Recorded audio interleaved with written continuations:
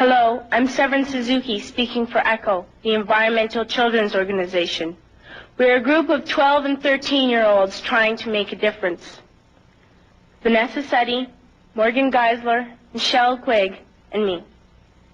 We've raised all the money to come here ourselves, to come 5,000 miles to tell you adults you must change your ways. Coming up here today, I have no hidden agenda. I am fighting for my future. Losing my future is not like losing an election or a few points on the stock market. I am here to speak for all generations to come. I am here to speak for the countless animals dying across this planet because they have nowhere left to go. I am afraid to go out in the sun now because of the holes in our ozone. I'm afraid to breathe the air because I don't know what chemicals are in it. I used to go fishing in Vancouver, my home, with my dad, until just a few years ago we found the fish full of cancers. And now we hear of animals and plants going extinct, every day vanishing forever. In my life, I have dreamt of seeing the great herds of wild animals, jungles and rainforests full of birds and butterflies, but now I wonder if they will even exist for my children to see. Did you have to worry of these things when you were my age? All this is happening before our eyes, and yet we act as if we have all the time we want and all the solutions. I'm only a child, and I don't have all the solutions. But I want you to realize, neither do you. You don't know how to fix the holes in our ozone layer. You don't know how to bring the salmon back up in a dead stream.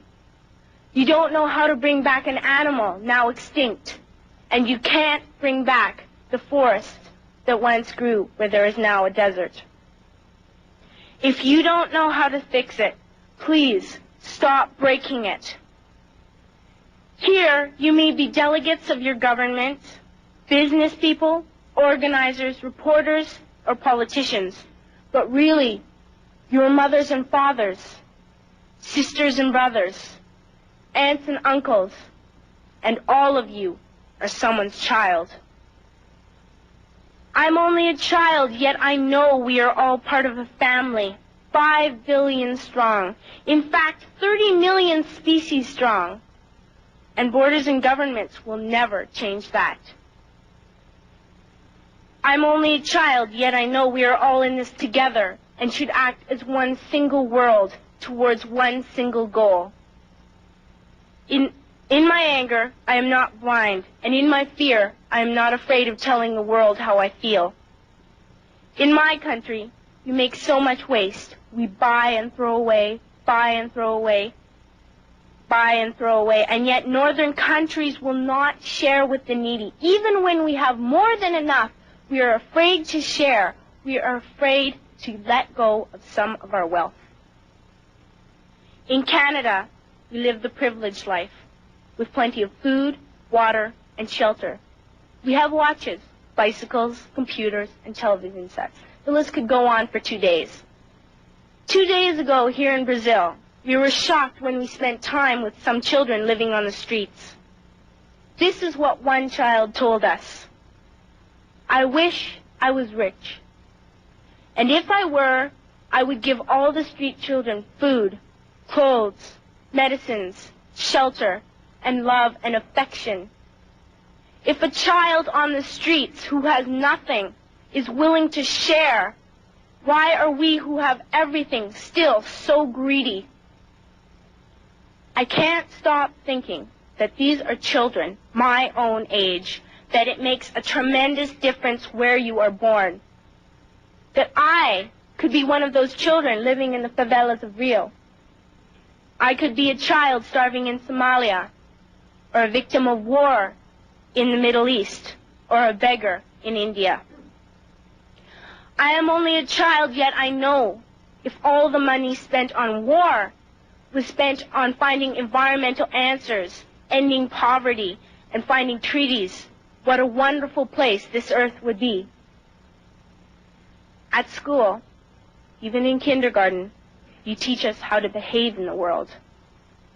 You teach us not to fight with others, to work things out, to respect others, to clean up our mess, not to hurt other creatures, to share, not be greedy. Then why do you go out and do the things you tell us not to do? Do not forget why you are attending these conferences, who you're doing this for. We are your own children. You are deciding what kind of a world we are growing up in. Parents should be able to comfort their children by saying, everything's going to be all right. It's not the end of the world, and we're doing the best we can.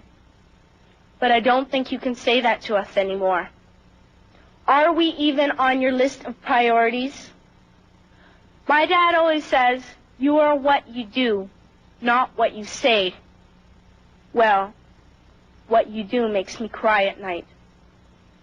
You grown-ups say you love us, but I challenge you, please, make your actions reflect your words. Thank you.